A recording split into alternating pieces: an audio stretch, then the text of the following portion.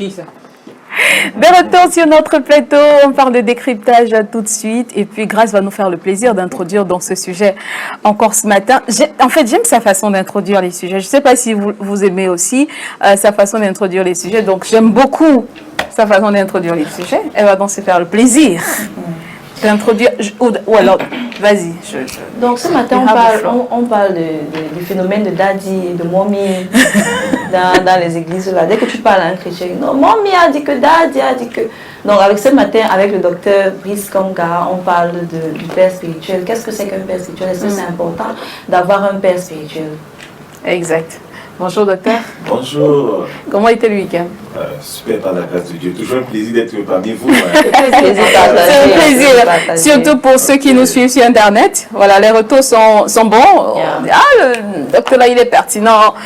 Quelqu'un a demandé. Bref, on pose des questions et les gens posent des questions, mais les gens sont édifiés quand même par les différents passages. Nous bénissons le Seigneur et c'est aussi grâce à votre concours. Vous savez, j'apprécie également votre façon d'animer le plateau.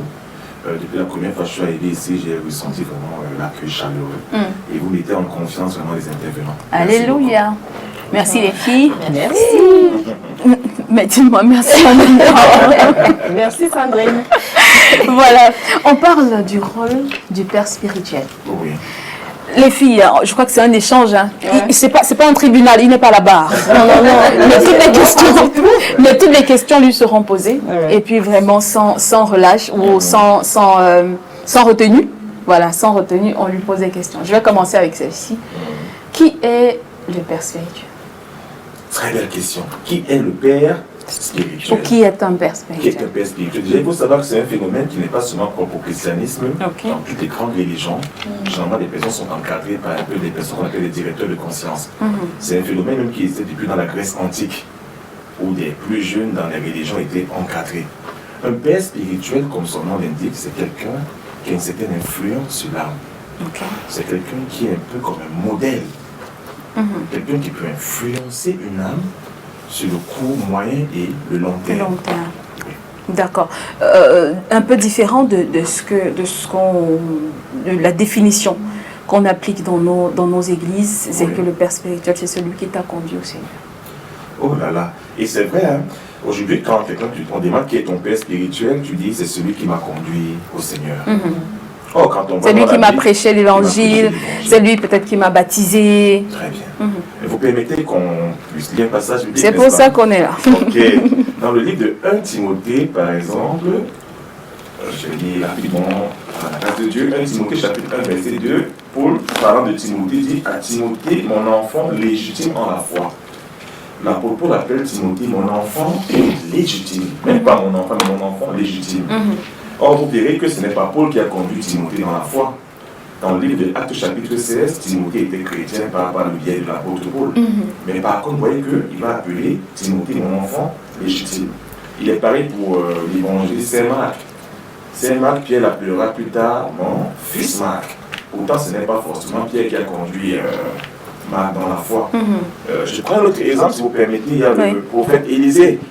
Quand Élie va être enlevé au ciel, il va crier « Mon père ». Mon père, c'était son père spirituel.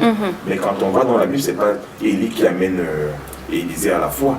Élisée était déjà un croyant du judaïsme avant même de rencontrer Élie. Vous voyez donc que les pères fondatrices, c'est des personnes qui ont une influence positive, permanente dans la vie de certaines âmes. Voilà, c'est pour ça qu'aujourd'hui, c'est facile de dire sur le père spirituel, mais quand tu fais, regardez bien comment Élisée appelle, il dit mon père, il dit mon père au double.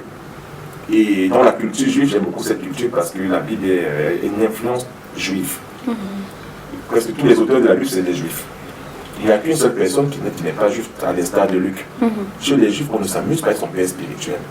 Ce n'est pas seulement quelqu'un qui t'enseigne la Bible, mais c'est quelqu'un qui explore même d'autres domaines dans ta vie.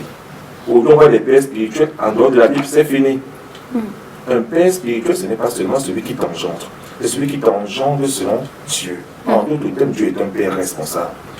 C'est celui en qui tu peux te confier pour tes secrets. C'est celui en qui tu peux avoir confiance. Tu peux me prêcher l'évangile, mais après, je n'ai pas confiance en toi. Beaucoup sont venus les pères spirituels à l'image du serpent. Le serpent a des pieds spirituels. Vous savez comment le serpent fait pour mettre au monde ses petits, non? Oui, il est quand même allez, battez-vous. Beaucoup de pères spirituels sont comme ça. Jésus-Christ nous a montré ce que c'est que le Père spirituel. L'apôtre Jean pouvait même se coucher sur sa poitrine.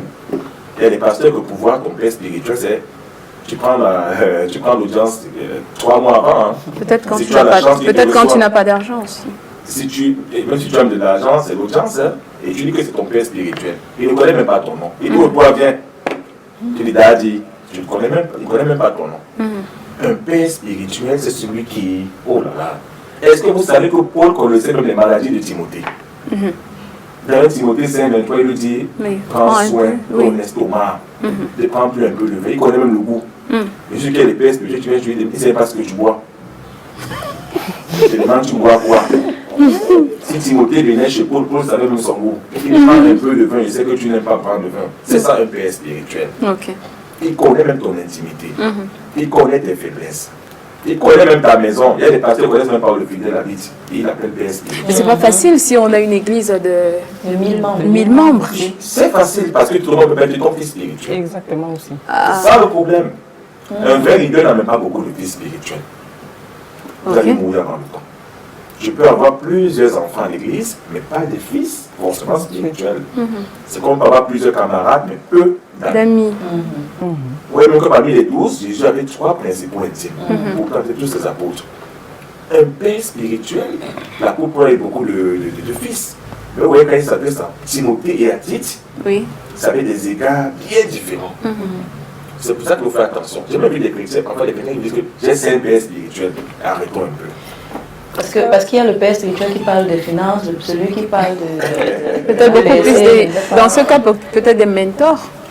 Un mentor. Ou alors, vous permettez 1 Corinthiens 4:15. 1 Corinthiens chapitre 4, verset 15, l'apôtre Paul nous répond à cela en disant ceci. 1 Corinthiens chapitre 4, verset 15. Écoutez ce qu'il dit aux Corinthiens.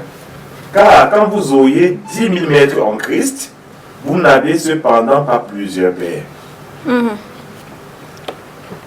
Puisque c'est moi qui vous ai engendré en Jésus-Christ par l'évangile. On peut avoir des maîtres, on peut avoir des directeurs de conscience, on peut avoir des mentors, on est d'accord, mais on n'a pas beaucoup de pères spirituels. On a un père spirituel. D'accord. Alors, docteur, père spirituel et parrain, c'est la même chose? Bon, dans notre jargon aujourd'hui, vous savez, même la notion de parrain, on ne respecte pas cela. En franc-maçonnerie, par exemple, on parle du parrainage. Dans beaucoup de milieux, on parle du parrainage. Beaucoup de chrétiens utilisent les parrains sans le comprendre. Qu'est-ce que c'est même qu'un parrain? Un parrain, c'est celui qu'on ne choisit même pas déjà au hasard. C'est celui, dans certaines églises, c'est celui qui t'accompagne dans ton baptême, par exemple. Mais en dehors du baptême, ton parrain a un grand rôle sur ta vie. Il doit te suivre. Qui es-tu? Quelle est ta marche, ton évolution chrétienne? Un père spirituel, un parrain, il dit, oui, vous parraine. Il ne parraine pas seulement un événement de votre vie, il parraine votre vie. Vous pouvez compter sur lui. Il est la personne qu'on appelle en management, je l'appelle souvent la personne ressource. Une personne ressource, c'est une personne quoi? C'est une personne que même si vous prenez le couteau que vous voulez poignarder quelqu'un, vous êtes décidé à le faire, lorsque cette personne vous dit stop, vous arrêtez. Vous arrêtez. Chacun de nous est une personne ressource. Ça peut être votre parent, ça peut être un ami. C'est vrai que quand il dit oui, même si vous pensez non, vous obéissez. Regardez Jésus-Christ. Il était le père spirituel de Saint-Jean. Sur la croix, on a bugué Saint-Jean. Et Jésus lui dit même, fils, c'est ta mère. On ne confie pas sa maman à n'importe qui. Parce que chez les Juifs, il n'est pas juste celui qui est né d'un père juif. Chez les Juifs, il est juste celui qui est né d'une mère juive. Le sang de la mère est plus fort chez les Juifs. Mais Jésus lui dit, fils. C'est ta mère. Ta mère. Et attention, Jésus a des frères et des sœurs. Comment il aurait pu confier Marie à qui? À ses frères. Voilà ta mère. Femme. Voilà ton fils. En nous de thème, Marie. Même que tu ne me vois pas demain physiquement. En voyant cet enfant-ci, c'est moi que tu as vu. Vous voyez dans la notion de reproduction, tel père, tel fils. Est-ce que vous savez qu'il y a des pères qui ne veulent pas que les fils évoluent? Je suis venu jouer un pasteur renommé dans ce pays, il parle à la radio, il dit qu'il est un bâtard. Je suis un bâtard spirituel. Il en veut à son père. On a vu des pères ici, quand les fils commencent à émerger, ils mettent des cales. Il met des cales. Il va prêcher tous les jours, ne pourra jamais dire que mon fils prêche aussi. Un père, c'est celui qui souhaiterait que Dieu le dépasse. C'est ce que Jésus-Christ a dit. Celui qui croit en moi fera les œuvres Que j'ai fait est même un peu plus grande. Oui. La mentalité de Jésus. Jésus ne serait pas fâché au ciel demain, il attend que tu as ressuscité Cas de Lazare, puisqu'il a me levé au travers de toi. Le gars, les pères spirituels, je peux dire quoi? Jaloux. Égoïste. Égoïste, égocentrique. Est-ce que vous savez qu'il y a des pères spirituels que tu le visites, tu ne peux jamais te mettre t'offrir à boire ou à manger, je parle en direct. Mais puis tu le pères quand il vient chez toi, c'est un scandale. C'est le père. C'est le père. Voilà. J'ai une question. Oui. Est-ce obligatoire d'avoir un père spirituel? Déjà, rien n'est obligatoire dans la vie chrétienne. On a vu des chrétiens comme Élie, par exemple. On ne dit pas, par exemple, qu'il est le père spirituel d'Élie. Dieu a des exceptions. Mais c'est très important d'avoir quelqu'un quand même qui puisse nous recadrer lorsqu'il le faut. Rappelez-vous que Dieu dit dans Genèse, il n'est pas bon que l'homme soit seul. Très important d'avoir quelqu'un quand même à qui on puisse s'identifier. On Mais a des pères. le Saint-Esprit, est-ce qu'il ne remplit pas ce rôle? Le Saint-Esprit est toujours passé par des hommes. Dans la Bible, il est toujours passé par des hommes. Si vous priez au Dieu pour avoir même 10 000 francs tout à l'heure, je crois que le Saint-Esprit passera par quelqu'un pour vous remettre cet argent. Dieu passe par des hommes. Mais j'insiste beaucoup auprès des chrétiens, n'est pas père spirituel qui veut, mais qui le prouve. Vous connaissez la force de Rebecca. Quand on veut choisir Rebecca pour épouse, quel est le test que le serviteur demande au bord du puits? Celle qui va lui donner à boire et à son chameau. Vous savez combien de litres peut boire un chameau? Un chameau peut boire environ 60 à 600 litres. Un seul chameau. Imaginez Rebecca, elle a abrevé près de 10 chameaux. Calculez le nombre de tours qu'elle a fait. Et on dit qu'elle a donné à boire, c'est parce que les chameaux étaient comment? Elle avait le Himmel. On dit souvent. Allez ici à la fontaine tout à l'heure à côté. Dis que tu vas épouser une fille. La première qui va venir avec son seau. Hey, wow. Maman, pardon, j'ai soif. C'est ma sœur qui tient. Et écoutez très bien, et elle a nourri. Qu'est-ce qui se passe après quelques jours après leur mariage? La Bible nous dit qu'elle a un mariage monté sur quel animal? Le chameau. C'est facile à lire. Est-ce que vous savez que le chameau n'accueille pas n'importe qui son dos? Eh oui. Oh, mais même si le chameau mettait une renverse. Qu'est-ce qui a fait en sorte que Rebecca soit restée assise sur le chameau durant tout le trajet? Les chameaux l'ont reconnu. Tout ce tout qu'elle faisait, l'animal s'est familiarisé à elle. Si vous voulez diriger des vies, apprenez à vous rabaisser, à vous occuper d'eux. Jésus était un père spirituel parce que les apôtres ont vu en lui un père. Ils avaient faim, ils leur ont posé la question, allez-vous manquer de quelque chose? Ils ont dit de rien. Comment un père spirituel peut même passer à la voiture et voir son fils spirituel à pied? Il ne porte pas. Il ne porte pas. Il y a différence d'onction. Comment il va mélanger? L'onction, c'est une grâce. On a vu les fils spirituels venir même sous la pluie. Salut le Père. On ne leur donne même pas le canapé à s'asseoir. Vous pensez que ce fils sera vraiment, il te considérera comme un père? Un père, c'est celui qui vous marque. Vous savez qu'il y a des personnes qui ont mis des enfants au monde, mais d'autres les ont élevés. Exact. Et ils ont même plus considéré ceux qui les ont élevés comme plus que leur papa, Exact. que leur maman. Exact. Mais pas seulement père, celui qui engendre. Et père, celui qui t'influence, qui prend soin de toi. Ok. Donc c'est réciproque. D'accord. Le fils respecte le père et le père également prend soin du fils. Ok. Grâce. Moi, je voudrais savoir jusqu'où va l'influence du père spirituel dans la vie de... Parce que comme je disais tout à l'heure, lors de l'introduction, il y a des chrétiens, quand tu lui dis, fais, est-ce que tu peux... Non, mon père a dit... C'est-à-dire que jusqu'où va l'influence de... Est-ce qu'il va jusqu'à faire des choix aussi basiques de la vie du chrétien? Oh, grâce. Si tu n'existais pas. La grâce. Voilà, ça nous permet d'éviter ce qu'on appelle les dérives. Attention, si on consomme à l'instant le père spirituel, on entre dans le rythme du gourou. Parce que c'est les pères spirituels gourous. Il te dit comment tu vas dormir ta femme sur le lit. Il te dit comment tu vas dépenser ton argent. Un père spirituel a des limites. Il respecte ton intimité, il respecte ta vie. Il y a aussi des personnes qui sont manipulées par les pères spirituels. Dieu ne veut aucun robot. Jésus ne manipulait pas ses apôtres.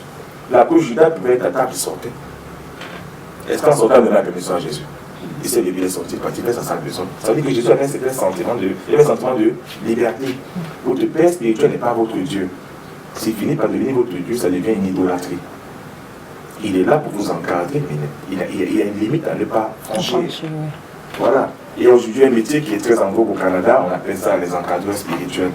C'est-à-dire des personnes qui font comment, qui encadrent des personnes spirituellement. Et avant de faire ce métier, on vous dit généralement, on donne jamais la charte.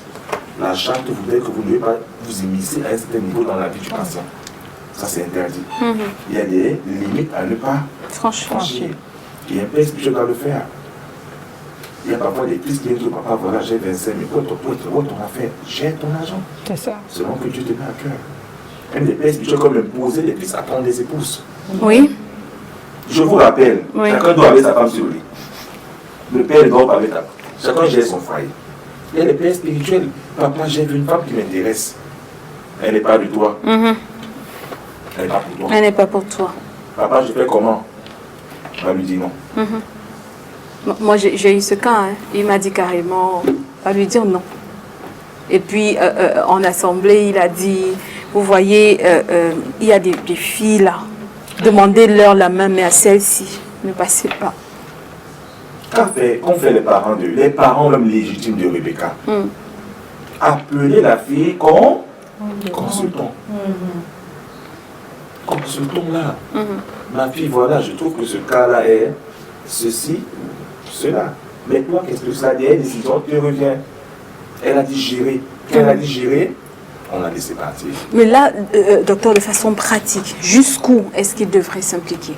Est-ce que, quelle est la marge, si on a une, bien sûr, quelle est la marge qu'il devrait, comment je vais dire, quelle est la limite qu'il doit avoir dans sa relation avec, avec son fils? En tout temps, Dieu a mis une notion de responsabilité. Dans notre subconscient, notre psychologie, on a une notion de quoi? De responsabilité. Ou même Dieu, il me met des limites. Si Dieu ne mettait pas une limite, il arrêterait la main d'Adam et Ève pour prendre le fruit. Dieu les respecte. Il y a des limites. Et justement, l'homme de Dieu doit savoir qu'attention, ça c'est ma limite. Ça c'est la responsabilité de mon fils. N'ayons pas des bébés bouettes. C'est quoi un bébé bouette? Il ne grandira jamais. Allô papa? Je porte le vêtement rouge ou jaune ce matin.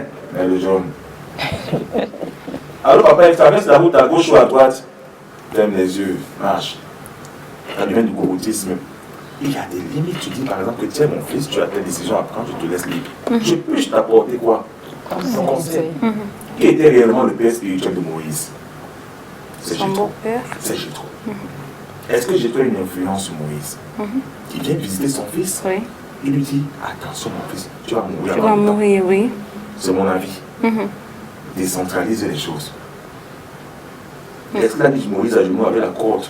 Puis quand on parle, tu n'écoutes pas. Moïse a dit, bon, ok, je trouve ce conseil comment? Bien. Moïse a appliqué ça, béni Moïse. Mais vous ne sentez pas, j'ai trop béni tous les jours au désert. Comment le rapport de la journée? Non. Moïse était libre. Et plus on laisse même une âme libre, plus elle vous est soumise. La liberté engendre la soumission. Donc un père spirituel, c'est quelqu'un qu'on respecte, mais il doit respecter les limites. Il y a quand même des limites. Il y a des pères spirituels qui sont dans le foyer de leur soirée. Je ne vais pas dans le foyer de quelqu'un si tu n'as même pas invité.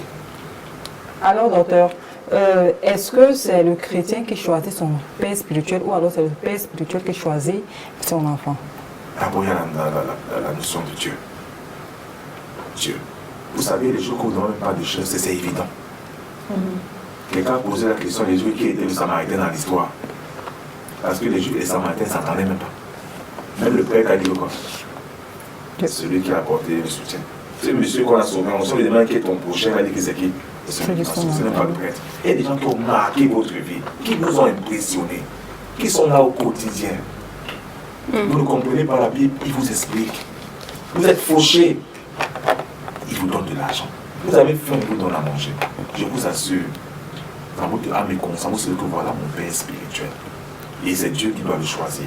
Parce que tu vas prier, Seigneur, qui doit me diriger. Et faisons attention, un mauvais père spirituel peut vous entraîner dans la tombe. Tout comme un bon père spirituel peut vous entraîner vers le haut. Parce que quiconque suit un aveugle finit par tomber également dans le trou. Donc le choix du père spirituel est très délicat. Très délicat. Parce que si vous choisissez un mauvais père spirituel, vous pouvez commettre beaucoup d'erreurs. Je vous donne une petite histoire. Il y a quelques temps ici dans la Bible, il y a un monsieur qui avait un père spirituel.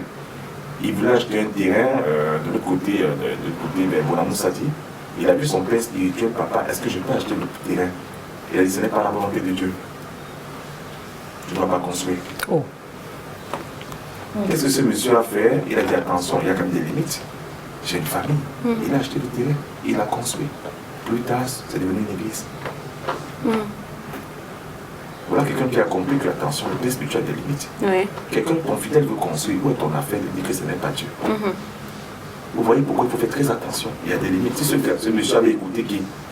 Son père spirituel, il est locataire C'est vrai, aujourd'hui. exactement. Je ne suis pas sûr que ce père payait son loyer. Alors, docteur, en dehors de père spirituel, il y a aussi mère spirituelle. Same thing. Mommy. Daddy. Un père spirituel peut être, regardez, Ruth est une mère spirituelle. Naomi est une mère spirituelle. Qu'est-ce qu'elle dit au chapitre 3 du livre de Ruth? Elle dit à sa belle-fille, ma fille. Elle ne dit pas ma belle-fille, elle dit ma fille. Je voudrais assurer ton repos afin que tu fusses heureuse. C'est ça, voilà ce qu'on appelle une mère spirituelle. Elle s'est sacrifiée pour que sa belle-fille soit heureuse. Dites-moi, est-ce que ces conseils sont allés au-delà de la Bible? Oui. Oui. Et je connais les gens de ma famille. Oh, maman va te laver, mets d'abord le parfum sur toi. Je connais ma famille, ils aiment tel parfum. Va à 17h, va à 20h, parce qu'il aime dormir à telle heure. Mets-toi à tel endroit. Oh, c'est ma famille, je connais notre sang. Quand on voyage comme ça, c'est une mère spirituelle. Il y a des pères spirituels qui vous cachent leurs secrets. Exact. Papa, est-ce que je peux avoir tes livres bibliques dans ta bibliothèque? Ce n'est pas encore ton niveau, mon fils. Lis la Bible. Maintenant, quelle est la relation qu'on doit entretenir avec son père spirituel? Je voulais demander, est-ce qu'il n'y a pas une certaine relation d'interdépendance quand même? Parce que si ton père spirituel te prend du bas, on suppose qu'il y a des choses que tu ne connais pas, tu ne maîtrises pas. Ça veut dire que tu devrais être à ses pieds pour apprendre et ainsi de suite. Quel devrait être ou quel est le modèle de relation entre un père spirituel et son noyé? Et son noyé. Tout à l'heure, j'ai beaucoup plus parlé des pères spirituels. Et revenons aussi maintenant sur les fils. Un fils spirituel doit être humble et soumis. Parce qu'il y a des fils spirituels qui ne sont plus soumis. À un moment, ils deviennent orgueilleux. Mais vous avez pris l'exemple tout à l'heure, si le père spirituel demande de ne pas acheter le terrain, vous vous rendez compte qu'il y a une certaine limite quand même dans l'implication du père spirituel dans votre vie et que vous allez, par exemple, vous décidez d'acheter le terrain, il faut dire que d'une façon ou d'une autre, on peut vous taxer de rebelle. Même si un père spirituel commet la plus pire des erreurs, un chrétien mature reste comment? Soumis. Parce que dans la soumission, il y a l'obéissance. Dans la soumission, c'est celui qui est ton père spirituel, reste ton père spirituel. La Bible dit, honore ton père et ta mère. Mais la Bible dit également, obéissez à vos parents. Je peux honorer mon papa sans forcément obéir à qui? À mon papa. L'obéissance est conditionnelle, tandis que le fait d'honorer son parent est inconditionnel. Honorer ses parents, c'est inconditionnel. Mais obéir est conditionnel. Il doit avoir une relation réciprocité dans le respect. Le père respecte son fils. Et le fils également doit voir son père. Soumission. Est-ce que vous savez comment les fils saluent les pères dans la culture juive? Non. Par le baiser. Si tu le fais, on dit hey! Homosexualité. C'est la culture. Donc un jour, quand il voyait son père spirituel, qu'est-ce qu'il faisait? Il aimait faire quoi? Vous comprenez pourquoi Judas dit que Jésus avait un baiser? C'était culturel. Il voulait montrer à mon père alors que c'était son... Il venait en tant qu'assassin. Et qu'est-ce que vous rappelez jamais le baiser? Les premiers animaux qui le font jamais, c'est quel animal? C'est les fourmis. Oui. Pourquoi les fourmis font ça? La science a démontré. Quand les fourmis se font des baisers, non seulement se transmettent la nourriture, deux, elles communiquent. Voilà les deux choses qui conditionnent le père spirituel et son fils. La transmission de la nourriture, c'est-à-dire ce qui est vital. Oui. Grâce à moi, je peux contribuer à ta vie. Toi également, je me transmets quoi? Un certain respect et une communication, dans une communication. Un père et fils communiquent sans parler. Oh là là, il est à l'église, il va faire la main, tu comprends, et mon père a chaud. Pas les pères, tout ce qu'ils font, tu n'as rien compris. Tu es étranger. Peut-on changer le père spirituel? C'est possible. C'est possible. Un fils sage peux dire, papa, à ce niveau, papa, revois-moi les choses. Tu peux influencer ton père spirituel. Tu peux. L'influence est restée. Je pense qu'on peut. Mais j'insiste beaucoup sur la soumission, ça manque beaucoup dans les milieux chrétiens aujourd'hui. Vous voyez des enfants qui deviennent rebelles à leur père spirituel, qui parlent même mal de leur père spirituel. On parle pas mal de son père spirituel, on le respecte, on couvre ses fautes, mais on lui est soumis. Mais on ne le considère pas comme un gourou. D'accord. Dieu seul mérite toute obéissance. Bon, il peut arriver qu'on ait un père spirituel, par exemple moi, j'ai un père spirituel, mais je vois qu'il a des égards, c'est-à-dire il va un peu au-delà de ce qu'il devrait faire. Il a les gestes vraiment déplacés et tout. Et quelle est la conduite à tenir face à ça? Déjà, il faut prier pour lui et lui faire une couche. Je rappelle ce métier qui est au Canada. On dit que quand tu constates que ton conducteur spirituel a des égards, tu peux appeler la hiérarchie. Déjà, il faut faire des reproches. Très rapidement, sans ça, tu vas succomber au péché. Un scandale s'est passé dans une église récemment ici. Vous êtes au courant de ça, non? Il y a quelques années. Ça s'est passé comment les gens sont entrés dans l'église avec des machettes. Ouais. Ici, avec des machettes, j'aime parler des vérités parfois crues, excusez-moi, c'est pour édifier. Avec des machettes, vous savez pourquoi? Dans cette église, le père spirituel s'est levé. Il a dit à une jeune fille que, femme, voilà ton mari. Une jeune fille, environ, elle n'avait pas peut-être 20 ans. Le mien, 78 ans comme ça. Yes. Et ce père a dit quoi? C'est vrai, parce que c'est ma femme. Il a éprouvé cette fille. La famille a dit qu'on a quand même trop toléré. À ce niveau-ci, la fille n'a même pas, elle ne réfléchit pas. C'est le pasteur qui dit, voilà, ta femme. Parce qu'elle est ton père spirituel. Lavage de cerveau. Et vous voyez, cette fille était même pour ça qu'elle n'est pas épanouie. Sa famille a dit qu'on va t'aider à enlever ça dans ta tête. Vous voyez à quel point je dis, il y a des pères spirituels qui ont fait comment, qui ont couché avec leur fille. Oui. Et elle ne couche pas parce qu'elle aime le père spirituel. On appelle ce qu'on appelle un lavage du cerveau. Vous savez que ce que tu appelles le cerveau, ça c'est un autre thème, on parle du cerveau. Il y a des techniques pour laver les cerveaux. Peut-être un jour on en parlera, c'est peut-être à Dieu. Oui. Et tu te laves, tu te retrouves sur un lit sans comprendre comment tu es sur ce lit. C'est des techniques qui existent aujourd'hui. Ou alors dans une relation, quoi. Oui. Il y a des pères spirituels même qui font la cour aux femmes de leur fils. Oui. Et elle ne peut pas parler, pourquoi? Parce que pour le respect qu'il porte à qui? À son père. Faisons attention. C'est-à-dire quand vous voyez derrière certaines dérives, il y a de votre devoir de dire stop. Stop. On peut faire des reproches à quelqu'un. On peut faire des reproches à un leader. Dans Actes chapitre 11, on a fait des reproches à Pierre. La Bible dit mon peuple est détruit parce pourquoi? Faute de connaissance. Il faut connaître vos droits. Il faut connaître où les limites d'un père spirituel. J'ai vu un père spirituel demander la vie d'un enfant en route. Par comment j'ai vu. En plein matin, il marche, il dit, tu as payé ta dîme, je dis un enfant. L'enfant dit, je n'ai que 50 francs à la maison, il dit, va chercher. Si l'enfant, tu connais cet enfant, on prend la dîme au goudron. Il va dire qu'il l'initie à... Faisons attention. Vous voyez, il y a quand même quelque chose qu'on peut peut-être parce qu'il manque quoi? La connaissance. Un père spirituel, tu dois m'identifier à lui. Il est agréable à vivre. C'est un modèle. C'est un modèle. En un mot. C'est un modèle. C'est quelqu'un qui impacte votre vie. Exact. Voilà. Quand on vous voit, on le voit. Justement, c'est quelque chose que j'ai remarqué. Quand je regarde le père spirituel et son fils, les fils ont tendance à ressembler. Même physiquement, ils ont tendance à même la voix. La manière voix. de faire. Exact. Ça me rappelle pendant la croisade de l'apôtre Marcelo Tonassi, il y a un de ses fils, je crois que c'est le pasteur de l'église ici, qui prêchait, mais c'était pratiquement la même chose. Il parle de la même manière, les mêmes expressions. Donc je veux dire qu'à un moment donné, le père spirituel déteint sur son fils. Super. Qu'on ne nous trompe pas, nous ressemblons toujours à quelqu'un. Nous avons subi l'influence de quelqu'un, qui que ce soit. Ta façon de t'habiller, de manger, de parler, tu l'as calqué sur quelqu'un. Donc, ce n'est pas mauvais forcément qu'un fils spirituel, parce qu'à force de passer le temps avec lui, il le copie. Mais ce qui est mauvais, c'est de l'idolâtrer en fait. Il reste un père et Dieu reste le père des pères. Exact. Je crois qu'on a terminé. Donc, pour terminer, quel est le rôle d'un père spirituel? Le rôle du père spirituel, nous dirons devant Dieu, c'est d'engendrer avec responsabilité les femmes. Pas d'engendrer, mais d'engendrer avec Responsabilité. Un père répond de son fils. Ok. Et le rôle d'un fils, c'est d'être soumis à son père et de le suivre selon Dieu. Ok.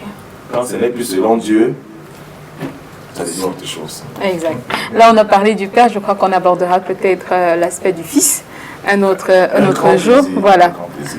Allez, je crois que c'est bon les filles, il n'y a plus de questions. Désormais, faites le bon choix des pères spirituels, mais surtout soyez soumis. Et il y a une chose que le docteur a dit ce matin qui m'a intéressée, c'est de couvrir les fautes de son père spirituel. Même s'il peut être qui il est, bref, puisque chacun a ses défauts, c'est important de le couvrir à tout moment, de le couvrir, peut-être de lui faire le reproche en fonction du niveau de votre relation, mais vraiment de le couvrir au maximum, surtout quand on sort, hein, surtout quand on sort. Merci docteur. C'est moi qui vous remercie, toujours un plaisir. On se retrouve demain. Avec plaisir. Avec un autre Par la thème. grâce de Dieu. Voilà, très bonne journée. Bonne journée à vous.